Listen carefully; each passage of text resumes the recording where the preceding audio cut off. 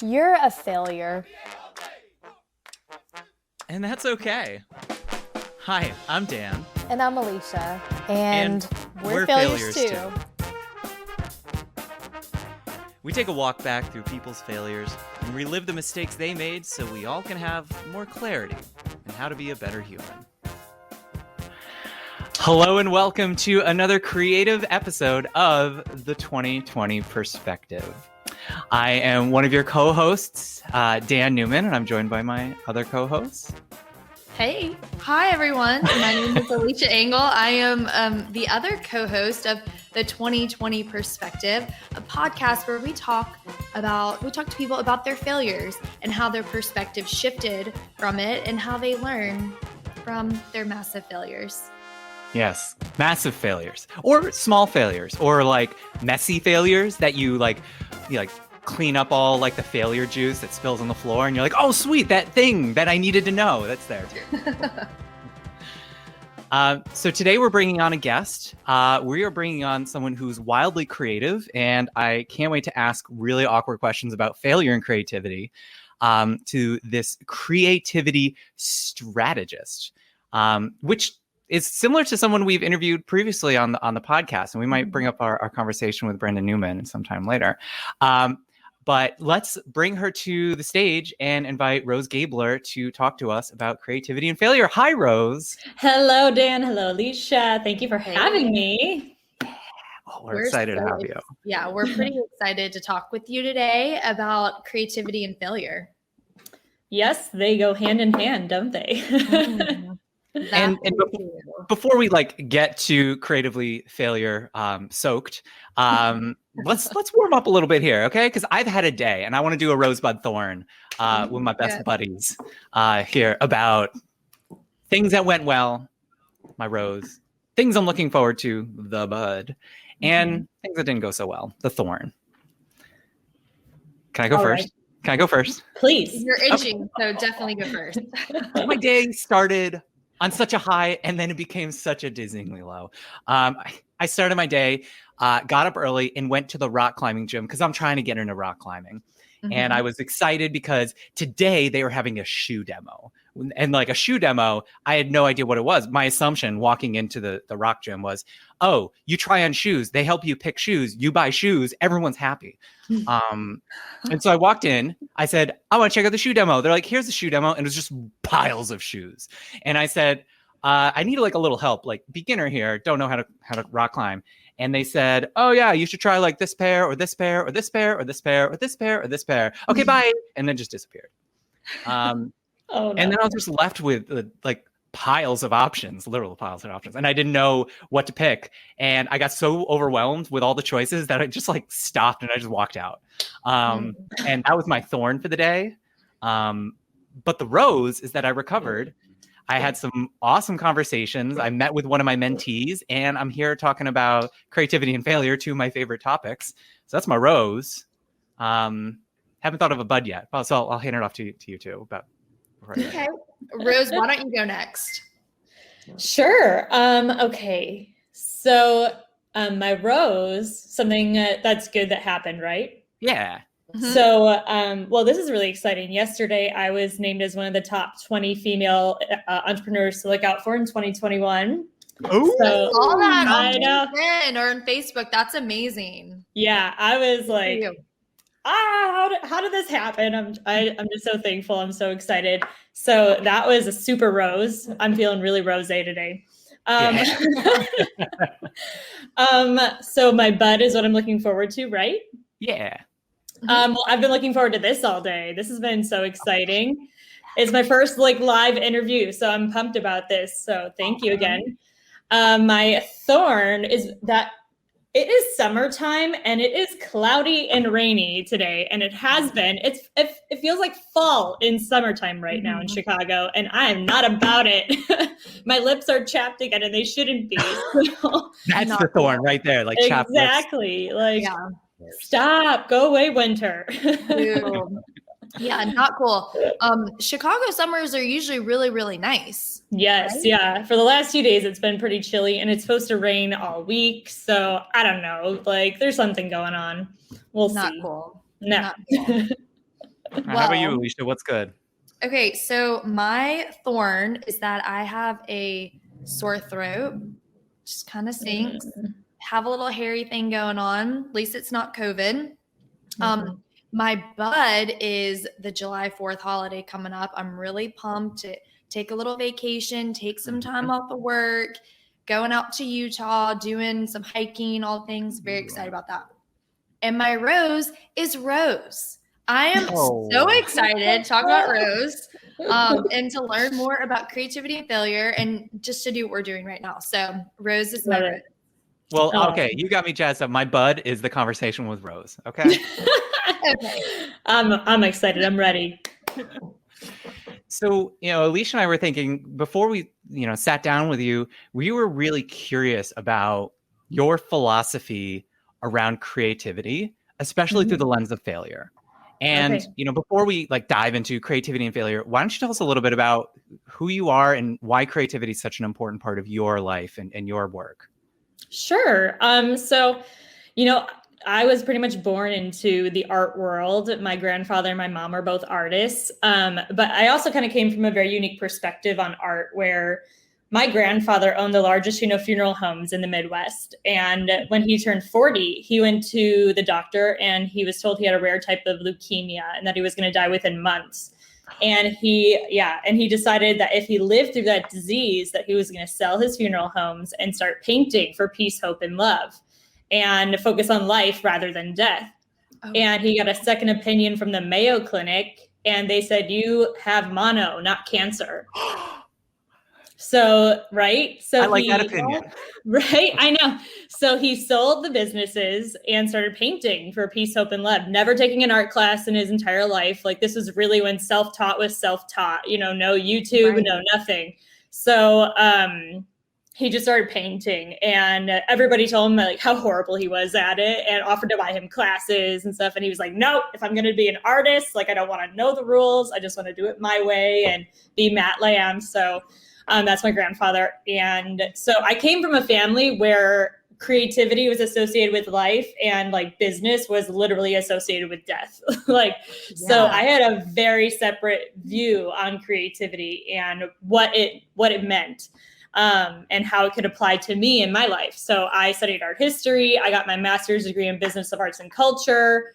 I've represented him professionally as a gallerist since I was 13 in different countries every summer.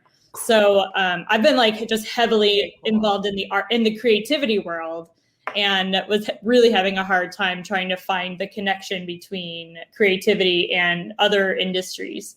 So that then led me to writing this book that I just published last month. So that's a little bit about my history and where I come from, just in general. Wow. So yeah. No, that's such a great story. And so I have a question. Did your grandfather, so what was he painting? And obviously he was showing in galleries. So did eventually, someone recognize his unique talents and, recognize him for his perspective, or how did that turn out? I'm just curious. Yeah, he ended up living till he was 80. So another 40 years. He outlived all of his doctors, which was his favorite brag. Amazing. I know. So he was an abstract expressionist artist, and it was very spiritual based. He kind of made a bridge between his funeral directing days and his art days, whereas he wanted his artwork to be messages from the beyond, basically. So it was very abstract, and they were all untitled, so that you couldn't be influenced by the title of what you saw in the painting. And that whole interactive aspect of it definitely took off and became very popular. And he was the first Western artist to be shown in the UAE. He's in over 100 museums around the world and galleries. And so he skyrocketed from there just by staying true to his unique creative strengths. And then after 9/11, he was asked by the Pentagon to create a program for the children who lost their loved ones in the tragedies to paint through their grief in some way. So he started the Umbrellas for Peace Foundation, which over 3 million students around the world have painted an umbrella for peace because of that moment, where they paint peace and hope and dreams and love on top of the umbrella, and their fears underneath to showcase that, your hopes and dreams can overcome your challenges. Wow. So, yeah. What a cool grandpa. Yeah, I know. Yeah, he passed away in 2012, which was like such a hard experience for me because I was so close with him. But it definitely, he's still with me. Creativity, it's like been drilled into me. So he's, it's been a whirlwind, but it's been a really great experience for sure. Well, he certainly had an impact on you because you're all about creativity as part of your brand and your business and your work. And, some of the things I was looking around on your website and some of your social media is things about universal traits of creativity. Mm-hmm. And, I definitely want to explore a little bit about you and the work that you're doing. And then we'll get back to failures and stuff. Okay. I'll figure it out about. But I'm so curious, these universal traits of creativity first, for all our listeners, what are they? And were they drawn from this experience with your grandfather? Sure. So the 5 traits, the universal traits that spark success in the creativity gene, they are your life experience, how you approach your life on a day-to-day basis and what you go throughout your life, your expertise, what you commit yourself to, your environment, what your surroundings are, your flexibility, which is the adaptable aspect and evolutionary aspect of your creativity, and your grit, how hard are you willing to work at it? So those 5 contributing factors, when you add them up to your creative strengths, they just help elevate that successful aspect of your creativity. So those are the 5. And the second question again was what? Sorry. How was your relationship with your grandfather? What was that? Some of the inspiration behind some of these universal traits? So, he was a character, and he definitely believed in empowering all those 5 different aspects of your creativity, and he lived all of them fully. So finding that connection is definitely a spark that he instilled within me. However, what I did was over the past few years, I interviewed hundreds of people on the topic of creativity. And I tried not to lead them in with these 5 topics. I just kind of let the conversation flow as I was, curiously approaching their perception on creativity in their lives. And was able to deduce that these similar aspects were always coming up in conversation when they were talking about how their creativity strength was present in their life. So that's how that really then evolved. So interesting. So I'm going to go to the big question. Mm-hmm. And the big question is, if you truly embrace your creativity, do you ever really fail? That's a good question. It's a really great question. And I would have to say yes. Failure, I think, happens in life, but I think that what we have to realize is that we need to change our mindset up to it. We have to change how we approach it, because failure shouldn't be seen as the end. It's not all or nothing when it comes to failure. It's because of my failure that I was more creative. It's because of my failure that I found my creative strengths. And it's because of my past failures that I wrote this book and I'm now on this list of top 20 people. I had to fail in order to really experience everything that I could with my creativity. Mm-hmm. So I think that I hope I keep failing. I hope I keep learning the wrong way to do yourself, things. Right? Right? Yeah. I hope that I keep learning that there's new ways to do things, and that I keep trying to change and challenge, societal norms, especially on the subject of creativity. That was also one of the main drivers behind writing my book was, society has this all-encompassing view on creativity to the point where no one actually really knows what it is, So by really trying to push and poke at the societal norms and acceptable aspects of creativity, I found that a lot of things were wrong. There were a lot of myths. There are a lot of failures in our approach to creativity that have had to adapt and change over time. Mm-hmm. So what's your favorite or you can consider it least favorite myth about creativity? So in my book, I talk about like 6 different myths, but I think that my favorite myth is that you need permission to be creative. Because if you were waiting for permission to be creative, like you would, one, be incredibly miserable, like your whole life, if you weren't able to express yourself in some way, whether that is in like marketing. Marketing is a way of creativity, of expressing yourself, whether it's writing or singing or painting or just like problem solving throughout your day. Like if you waited for permission to problem solve, like you would also be frustrated. You have to just take the initiative, and you have to know that like you have the permission within you to try to do new things, to explore. So that myth, I was like, this is just silly. Like, no. Yeah, exactly. Have you ever done graffiti? Not illegally, but legally, yeah, so you got legally. permission. Yeah, my grandpa has painted buildings all around the world, like inside and outside. And so if I was with him, I would like pick up a paintbrush and just like, yes, Grandpa, I'm painting with you. So yeah. That's so cool that you have this like kind of like this mentor to shepherd you through, to kind of like not that he helped you find your purpose, but he was almost like one of the gateways that helped you, maybe gave yourself permission to explore what your ultimate purpose was. That's really cool. Yeah, no, I was very, very lucky to have him as a grandfather. He was, and still is today, like my mentor. I wrote a book about him after he died, and each chapter was a lesson that he taught me and how I can still apply it to my life even after he's passed away. And some of the lessons that I learned, I didn't even realize until later in life, So I think that when you have somebody in your life that makes such a huge impact on you, like it stays with you forever. So, and creativity is one of those things that's always with us.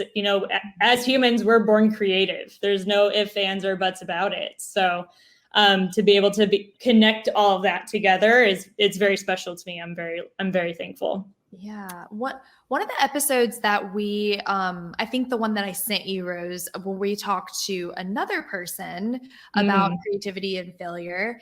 And so one of the things that he spoke about, which I think obviously is what we'll probably talk about too, is how creativity isn't necessarily designated for those creative type, traditional creative roles like a painter or a performer, or I can be creative when I'm putting together an Excel spreadsheet or a PowerPoint. I don't want to, but you know what I'm saying? Like we have the ability to be creative in any role that we play. Exactly. So I'm curious to hear from you after writing your book, or like when you were researching creativity and interviewing all these people, what is something that people asked you about or came to you for regarding creativity in like the business world? Like what's a need or what's a question or what's a misconception or something that people in like the business side of the world are like, how do we be more creative? Or creativity doesn't exist in our world. Tell us a little bit about that. Well, actually, it's really funny that you mentioned that last statement, because I interviewed an accountant for my book. And he was like, if I'm creative in my field, I get fired, So I was like, working with numbers, yeah, you probably would, but that doesn't mean that you can't be creative in other elements of your life. And getting into the nitty gritty of that discussion with him, we found out that he was really into music, and he used music to help him design his classes on accounting, because he was also a professor. And so it was really interesting how I was like, so I would consider that creativity, wouldn't you? So it's really interesting how some people believe that they're not creative off the bat. They're just like, I'm not creative and I can't be when they are. But for businesses specifically, one of the questions that I've gotten a lot is, can creativity be taught? Because these people who consider themselves to not be creative, they might not even be open to the opportunity to explore creativity. They might be comfortable just like doing the data and doing the numbers and whatnot, and just sticking to the same routine every single day. And so can creativity be taught? And the answer is yes, of course. You can always challenge your mind in new ways. You can always build upon your knowledge and find new ways to interact with it, find new like people to interact with, like even just the idea of using different brainstorming techniques inspires creativity. And so, yeah, the biggest question is definitely, can it be taught? But the other important aspect that I think is important to consider is that they have to be willing to try. Right. Because creativity is also not magic, which is another one of my favorite myths that I talk about. It is not magic. You know, like I said, with grit, you have to work at it. It's a muscle, like any other skill or strength that you have. Yeah. And so I think that by knowing that your team is open and willing to commit themselves to exploring and trying new things and being vulnerable to that experience as well is a huge step in empowering creativity in businesses. So I am so on board with this. In a previous life, I was one of those, typical artisty. I was a musician in a prior life, also known as like 10 years ago. And I went to school for music. And I wrote music and I composed music. And in like the backdrop of my Zoom meetings, I have my double bass. And there was a really strong kind of messaging in the musical world that everyone has gifts. And if you are afraid or shamed or embarrassed about sharing your gifts, you are doing the world a disservice. And now, like in my older, wiser age, that is a form of failure. It's letting fear keep you from expressing yourself. So do you agree that everyone is creative? And do you think it's a failure if they don't wave their creativity freak flag? I love that. So I think you're completely right in using that word as a disservice to not like acknowledge and accept that you have creativity within you, because whether or not you realize it, you're using it every day. Like when you're choosing which clothes to put on and like you're mixing and matching, like the creative problem solving that's happening, it's not as expressive as you would say in like music making, but it's problem solving. It's putting 2 and 2 together in a way that will maybe give you 5 or 6 or something. You know what I mean? Like, so, not in accounting, but in other areas. Yeah, exactly. But creativity is present in so many aspects and industries of our life, which is why, like in my book specifically, I interviewed some artists. I interviewed like Jennifer Batten, who is Michael Jackson's guitarist, Joe Jammer, who was with Led Zeppelin. I interviewed chefs, like all these traditionally artistic people. And then I also interviewed people from industries like accounting and engineering and technology and other fields where people wouldn't normally associate creativity with it. And like the amount of resistance that I saw when it came to being creative was like, it was so disheartening. It's why are you pushing back on something that's just going to ultimately help you? So I don't think I would necessarily consider it a failure, but you're building an extra hurdle for yourself that you don't have to by not opening yourself up and acknowledging that you do have this creative strength within you, and you just need to pump that iron to make it work. Oh, my creative muscles! Yes. That speaks to me. So I definitely have a fear of failure, obviously, because like we have a podcast about failure because I'm terrified of failure. It's how we cope. It's how we cope. But I almost feel like I'm one of those people that gets the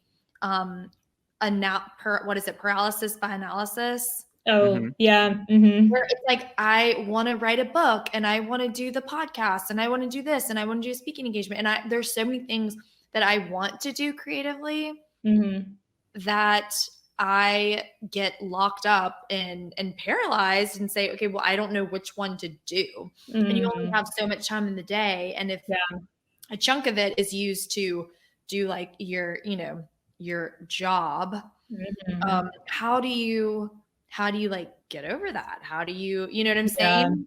Yeah. I don't know. You don't necessarily have to answer all that. Yeah. I get paralyzed, but if you want to take a stab at it, feel free. Yeah, no, definitely. It's another one of those massive hurdles that everybody faces, imposter syndrome, failure, like lack of success, because like failure and lack of success aren't always the same thing either. But it's just like plateauing, all these different things that, contribute to our fears.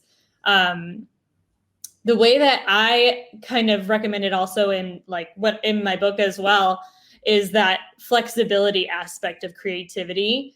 And it's it's also something that you have to work at. You have to find the ability for yourself to just like let things happen as they happen. So if somebody is just beginning to try to like accept their creativity and like find out what it is, or within themselves, I think that the best place to start is by just like starting with a traditionally creative route. Maybe just like picking up markers and a piece of paper, because if your mind associates that with creativity and you start doing it, it's telling your mind, I'm creative, I'm doing something creative, and the physical act of doing something that's associated with creativity in your mind will then let that trickle into other areas of your expression. Cool. It's cool. Like putting it in your body and doing the physical activity triggers the brain chemistry to like do the subconscious magic to give yourself permission. But that's like where most people stop. They don't even start. They're like, I want to be creative, or I want to express myself more, or I want to try new things. And they get up to that point and just like, oh, I'll do it another day. Or I'll try next week. Or I need a new like coloring book or something. Or I need a piece of paper that's like not got stains on it. I don't know. It's just there are so many excuses that we tell ourselves to not to not just take the first step. And it's not a big step, but it is in our minds. I can't be creative even if I do this coloring. When you start actually doing it and getting into the act of it, your mind will start associating those things together and be able to bring that confidence over into another area of your life. Yeah. I mean, when I do coaching with clients, I give it a name and call it the saboteur. It's that little forever empty inside your brain that knows all the weakest pressher points to push you and say, nah, you don't need to do this today. You're not creative. This isn't a thing for you. Right. And I mean, have you ever helped people get over that inner voice? Or have you experienced that in your own way, and how have you dealt with it? I strive, personally, just in my everyday life, to be as positive as possible for other people, because everybody's beating themselves up in their head, so everybody's your own harshest critic.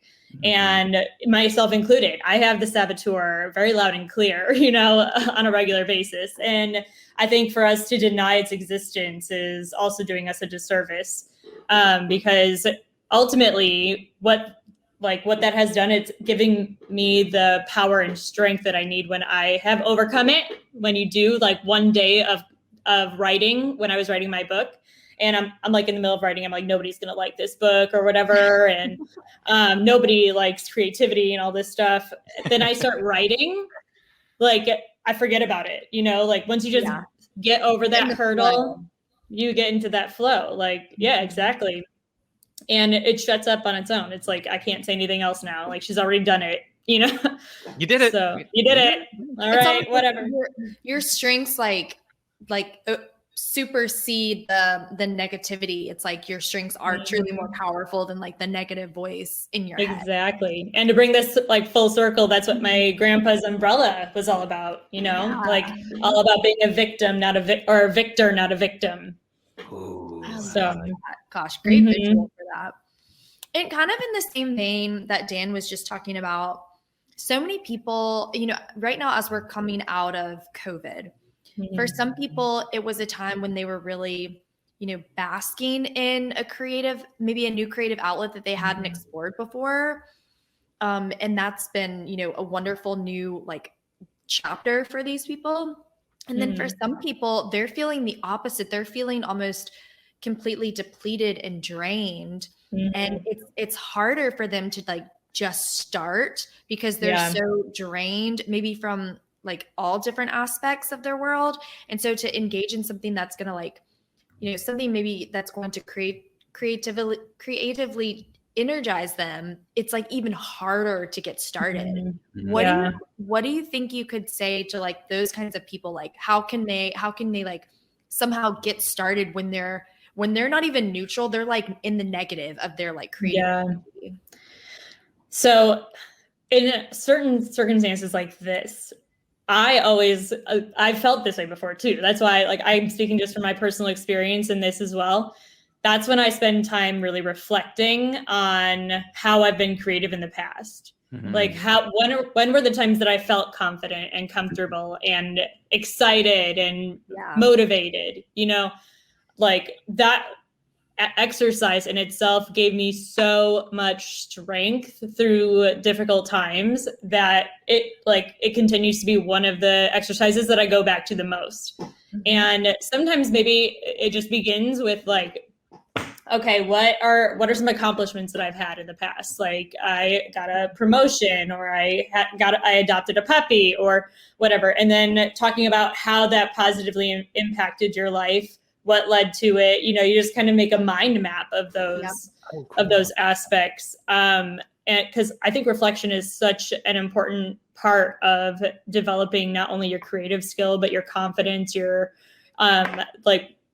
other professional and personal strengths in general. Mm-hmm. That it's worth it to just sit, even if you're just sitting with yourself and thinking about it.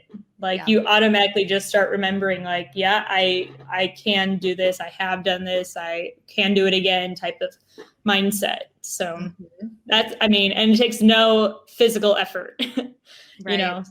So we're very big on reflection in this inner circle that we have. We're always talking about reflection and asking people how they reflect. So, I know I take a lot of walks. Dan takes a lot of walks, like we do with our dogs. That's when I spend a lot of time just like thinking, asking myself questions. Rose, how do you like to reflect?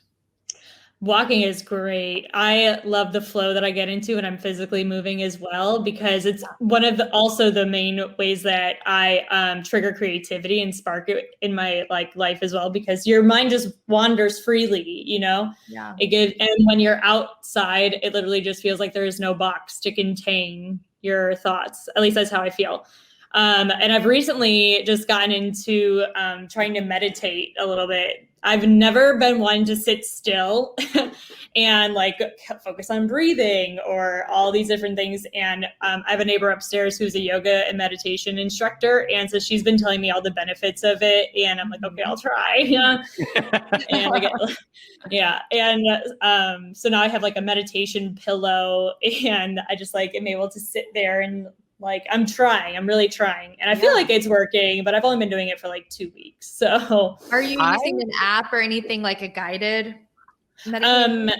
So I've done a couple of guided ones, but I'm really just trying to focus on the breathing practice. Because it really just tries to continue to return back to you let your mind wander, but bring it back. And I feel like if I get comfortable with that process, that I might be able to flow more into a led meditation. But otherwise, if I'm sitting there and they're imagine you're on a beach or something, I'm gonna be shut up. So I'm really just trying to focus on the process that goes before that. I love the fact you got a meditation pillow. I think it's it designates a space. It gives you a focus. It's associated with the activity. These are all ways of lubricating and lowering the threshold to just get into the space you need to be in. And I like it. I use it. Big pills, little pills are super cushy. Is it it's a round it's like a round beaded filled pillow, but it also has these really nice scents in it and stuff to kind of add to the whole ambiance of the experience.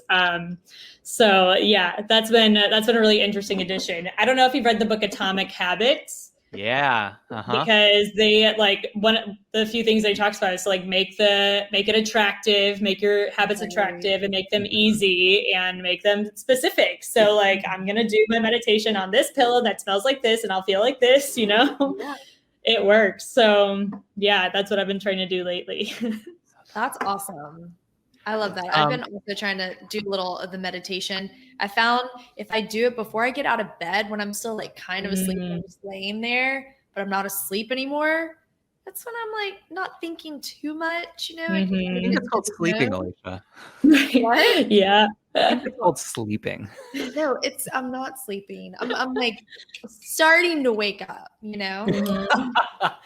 I want to share with podcast listeners that, Alicia and I, we communicate through voice messages. So we send each other voice messages on this app called Voxer.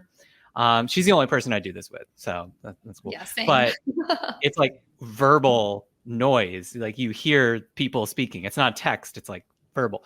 And so every once in a while, Alicia gets these like brilliant ideas that strike her like while she's asleep. And then she wakes up and gives me like the most sleep drenched idea of the day. Oh my gosh. I love it. Very sad. It's very, very sad. It sounds like she might be like on her deathbed. And then I have no idea that I don't even remember sending it. I'm truly like, oh my gosh, I love it. Rose, when do you get like your most creative ideas or thoughts? Like what time of the day, or like what are you doing when you get creative thoughts coming to you? Definitely in the morning for me. I'm an early bird most days. And I like to get up and have a cup of coffee, do a workout and stuff like that. And just starting my day moving gets my mind ready and like preparing for new thoughts and new adventures to come my way. And that's when I start thinking about possibilities for the day, or possibilities for writing, possibilities for interactions like this. I'm a big proactive person. I don't like being reactive. And so I feel like when I'm in the morning getting ready, I'm proactively also getting my creativity iron pumping. Yeah. So I'm gonna ask you like a super big picture question here. So you have your morning and you have your creative ideas, and there's something about creativity which it has this element of novelty, of it's something new, it's something maybe untried, it's something different. How do you square yourself or steel yourself for the possibility that this thing won't work, or the idea won't catch on, or it'll be ugly or something? Like how do you prepare yourself and kind of norm failure as a possible outcome of your creative pursuits? Yeah. I mean, that's a hard question as well, because like I said, I like to be proactive. So that also includes being proactive about like the negatives that are going to come the way, like that way, or that might not come that way. And again, it gets back to being flexible and adaptable in the situation, and to know that flexibility is required in creativity. That's why it's one of the 5 main contributing factors, because you will, the only constant about creativity is that it's evolving. It is I think of it as like a living creature almost, like it adapts and it like reacts to everything that's going on around it. And once you accept the fact that it's part of creativity, then you don't really hold on to those like losses, those failures as tightly as you might, I think. At least that's how I have been approaching it throughout like the last few months of these new processes that I've been going through, like writing a book and my blogs and video chats and stuff like that. So I love that. I love that piece of flexibility though. That's a really nice way of just making it an asset for you to be the kind of person who can just roll with the failures and, be gritty, pick yourself up, change around and be flexible. And that's just kind of like who you have to be right. Okay with creativity.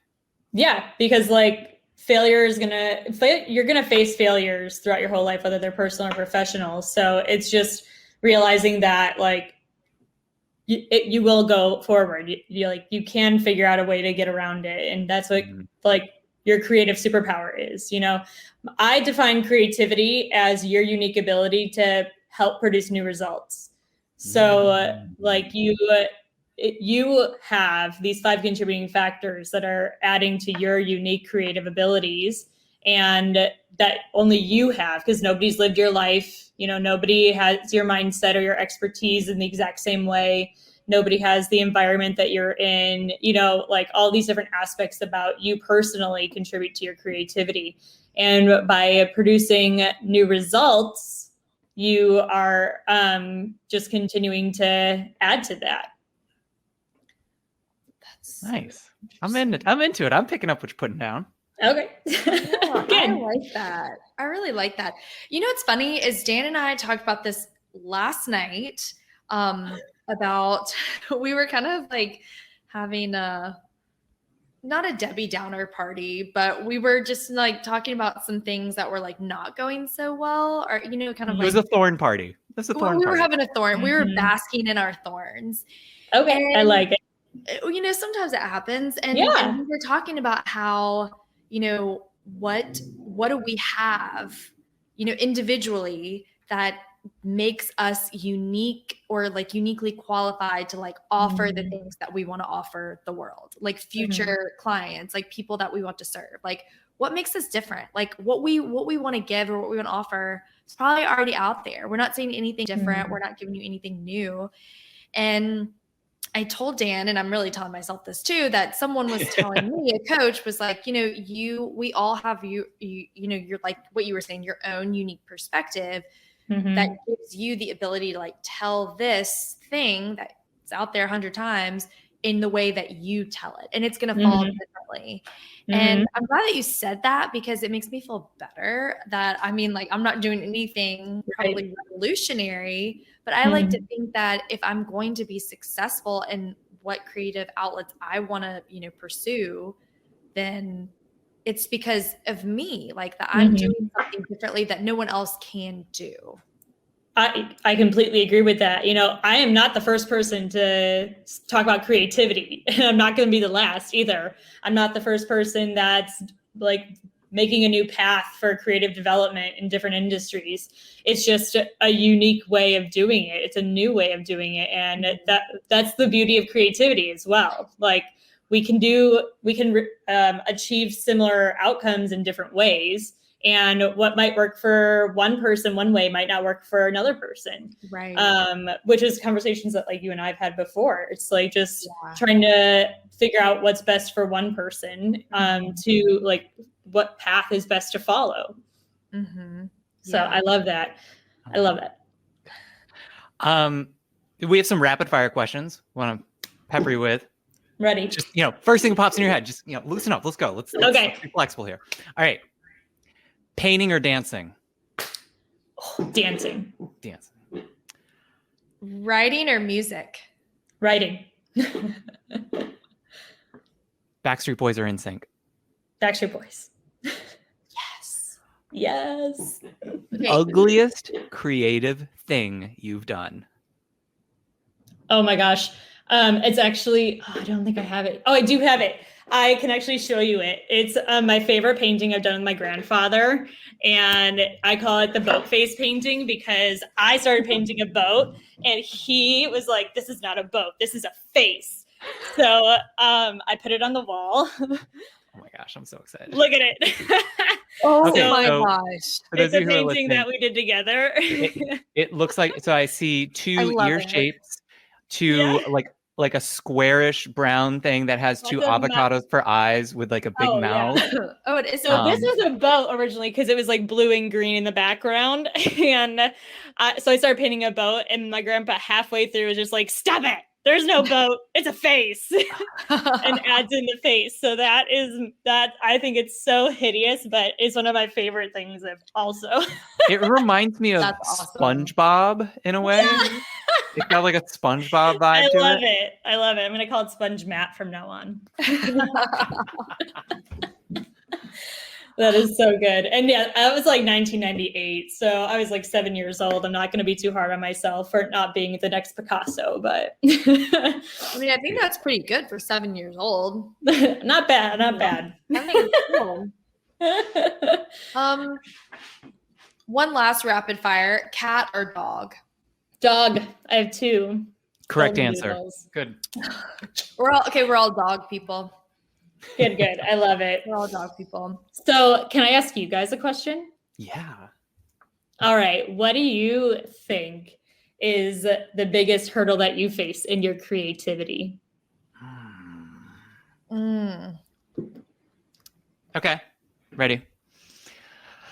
So part of me loves being super duper creative and tapping into all the things that I learn and I love and I think are cool and applying them to unique situations and etc. There's like part of me that's very woo-woo about creativity. And then there's part of me that's so hyper duper focused on solving problems and being appropriate to the context and fitting in and like making the thing work and achieving. And sometimes reconciling that is really hard. Here's this really out of the box idea to solve this kind of problem. And I'm a very bad self-judge of that match. And I depend so much on other people to give me that feedback and for me to be humble to accept that feedback. Yeah. I mean, I hear you. Dan, that was like, in so many words, kind of the same thing that I would say is my biggest hurdle. Because like I feel like I have a very creative, like, random thoughts are coming to me and ideas. And when I'm just being me, like talking with friends or writing for like my old travel blog, like just basically no boundaries. That was when I was able to produce my best work. And I think that now as like, an adult and having to almost like, I'm putting like, an adult, putting boundaries, I put boundaries around myself, but I have to fit in a certain framework or else I won't be able to like have the corporate job or follow the rules or whatever. And so I can't really use my like just me creative ability because it might not be received by the audience that I'm now serving. You know what I mean? And so I withhold that. And I try to be like, I work for a big corporation and it's very much like a big corporation. They don't know what to do with me when I walk in and I wear pink. You know what I'm saying? Like, they're just like, what's going on? And so I kind of almost feel like because I don't know how to play that role really well. I mean, I try to play that role, but it's not my authentic self. And therefore, it's just not like the best version of me. So I feel like my hurdle is not allowing myself to be creative or matching permission. That's the myth. My environment to like align with who I authentically am. Yeah. And I think that both of you guys touched upon probably one of the biggest hurdles that we all face in creativity, myself included, which is, that self-acceptance of it and self-allowance. Because also our creativity is not going to be accepted or understood by everybody. And I think that's one of my driving like motivations behind this book is to, break those boundaries and those boxes that society puts creativity in. So like you guys just kind of added to it that it's present and it's prevalent and it's a problem. So I hope that we can all continue to just break those boxes of creativity. And we're doing it right now. We're doing it together. So thank you guys. Yes. I love this. This is really fun. It was. Do you have anything, Rose, that you want to share with listeners about your book or anything coming around the bend for you? Sure. I mean, you can get my book on Amazon, The Creativity Gene. You can find it from my website, rosegabler.com. You can follow me on social media at The Creativity Gene. I'm always giving tips and tricks for creative development and flexibility and growth on there. And I'm happy to answer any questions on creative growth because the more that we talk about it, the more empowered we'll become and the more we'll use it. And the more that we use it, the better society is for it. So thank you guys so much. This was awesome. This is fantastic. Yeah, this was super duper fun. Thanks for joining us for this conversation. And we encourage everyone who's listening to go check out the book, go check out the Instagram, talk to Rose. She's a very nice person, as we learned. And she's quite good at art. Even her her ship boat face. Yeah, my SpongeBob boat thing. face. SpongeBob, SpongeMat, yeah. Thanks to No BS Brass Band for the bangin' show music. Check them out at nobsbrass.com. And if you want to join any of our live shows, follow us on Facebook at the 2020 Perspective. That's 20/20 Perspective. As always, make sure to subscribe on your favorite podcast player so you can get the latest failures delivered right to your ears. And may your failures be spectacular.